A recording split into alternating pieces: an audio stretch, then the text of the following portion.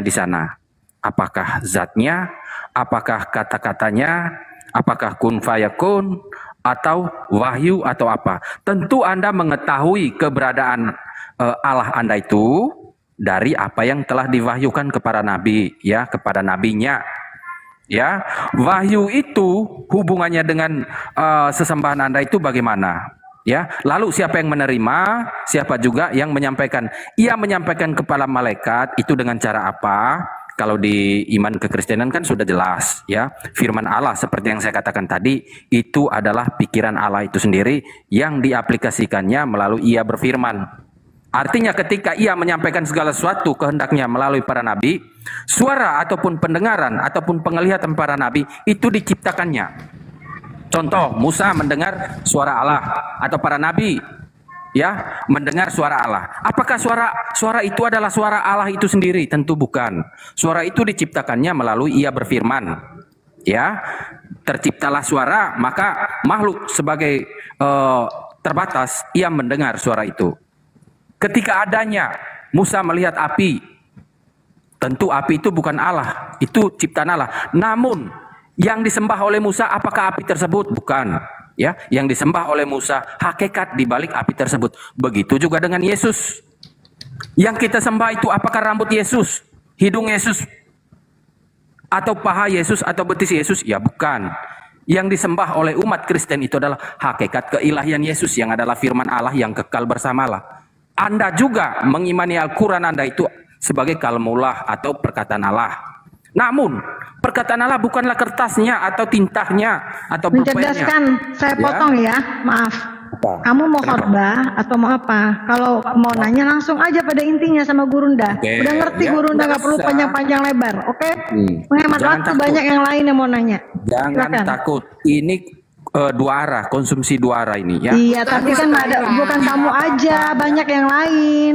Enggak, Jadi Tidak tolong yang apa-apa. mencerdaskan tadi itu yang bertanya itu Bunda Ya Ted. ampun. Jadi kasih dia waktu. Ya Kamu di sini itu bukan untuk berkhotbah. Ya nggak masalah, bagi dia Oke, nggak iya, masalah diam juga. dulu. Iya, Diam sekarang dulu, sudah diam saya dulu. persilakan, Bunda Ted, tapi silakan. nggak perlu panjang-panjang, biar ditanggapi sama Berkhotbah aja Gurunda. dari Setelah tadi Gurunda kemana-mana. tanggapin, kamu Bunda udah Ted, biar silakan. ketet gitu langsung.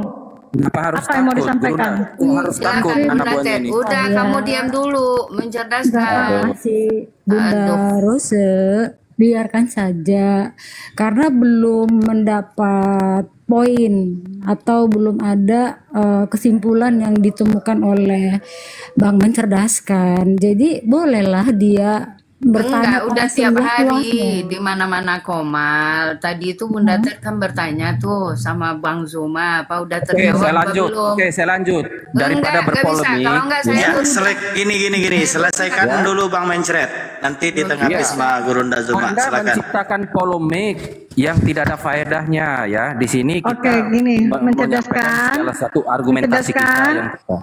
Maaf saya potong bentar ya. Boleh Anda bernarasi sebentar aja, jangan lama-lama, dan apa pada Ya nggak masalah. pokoknya mau Selagi dia ditanyakan masih mau langsung menjelaskan, aja. mendengarkan. Jangan lama-lama, takut sih? itu aja maksud saya kok. Ya kenapa harus takut? Oke, Karena lanjut. ditanya, dia bertanya panjang lebar, saya menjelaskan juga dong. Kenapa harus takut? Nggak ada yang membunuh Anda di sini, ya. Anda tetap hidup kok. Santai. Langsung aja, nggak usah banyak omong. Ya, Udah langsung. ketika Anda mengimani bahwasannya Quran itu adalah wahyu dari Tuhan, maka yang Anda sembah itu bukan kertasnya, bukan tinta bolpennya. Yang Anda sembah ya hakikat di balik apa yang menjadi pesan Allah. Begitu juga dengan Yesus. Ya, kami meyakini dia bahwasanya ialah yang menebus dosa kami.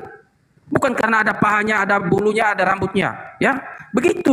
Akal dan logika itu dipakai. Jangan pakai standar ganda. Silakan. Ya, Kalau cukup. memang Anda itu Silakan, Oke, Gurunda. begitu. Silakan. Ya, jadi mohon maaf saudara mencerdaskan. Saya ini orang lama ya. Yang Kristen sembah itu tidak seperti itu yang Anda katakan. Memang kalau Anda menggunakan pola Islam, pola akal, ya sedikit masuk logika sih. Tapi faktanya Kristen itu menyembah anak Maria. Manusia yang kamu sembah itu. Jangan malu, gak usah akui aja. Nih, saya kasih data ya, tak kasih data. Kolose 2 nomor 9. Sebab dalam dialah berdiam secara biologis.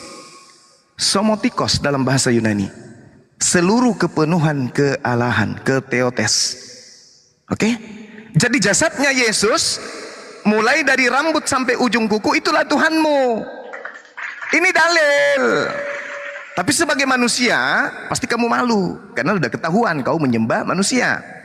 Di dalam Filipi 2 nomor 6 sampai nomor 8, yang walaupun dalam rupa theos tidak menganggap kesetaraan dengan theos sebagai milik yang harus dipertahankan, melainkan si theos telah mengosongkan dirinya sendiri, dan theos mengambil rupa seorang hamba, dan theos menjadi sama seperti manusia, dan theos dalam keadaannya sebagai manusia, theos telah merendahkan dirinya, dan theos taat sampai mati, bahkan theos mati di atas kayu salib.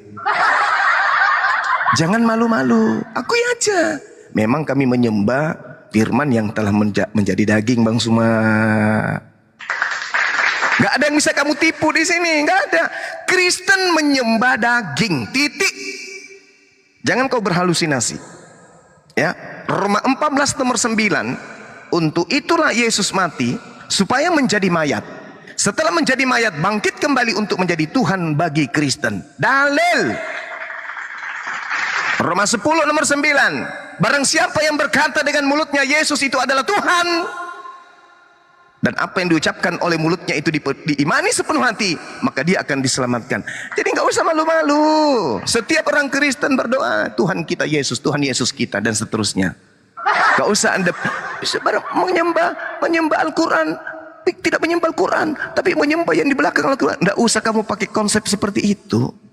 Malu-maluin, akui aja Tuhan kami memang pernah menjadi mayat. Dah selesai. Nah kemudian ketika kita berbicara di awal, ini kita berbicara mengenai wujud, keberadaan Tuhan, bukan kebagaimanaan Tuhan, tapi keberadaan Tuhan. Tuhan itu ada sebelum segala sesuatu dicipta. Sebelum Yesus ada, Tuhan lebih dulu ada. Jangankan Yesus, emaknya, kakeknya, buyutnya, opungnya lebih dulu ada daripada Yesus. Makanya saya katakan, Yesus Tuhan kamu itu, kamu memberhalakan manusia, kamu berhalakan dia. Nah, ketika Anda mengatakan bahwa Allah seperti apa dia menciptakan, tadi kan saya sudah mengatakan kepada Anda, innama amruhu idza arada syai'a ayyakula lahu kun fayakun.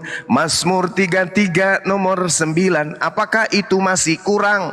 Sebab Allah berfirman, maka semuanya jadi. Dia memberi perintah, maka semuanya ada. Jadilah terang, jadi. Tuhan berdiri sendiri, lalu kemudian Tuhan menciptakan. Dengan cara apa? Dengan cara memberi perintah.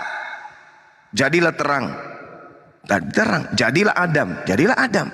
Adam memiliki kemudian keturunan, lahirlah, terciptalah terciptalah kemudian Maria. Maria tercipta lagi anaknya, keturunannya bernama Yesus. Di sini Yesus yang kemudian dipermak oleh Romawi Yunani Barat untuk menggantikan dewa Zeus, dijual kemudian sampai ke Indonesia menjadi Tuhan lu, bung. Kena kan, pas kena di belakang otak kiri sebelah kanan, otak kecil sebelah kanan kena.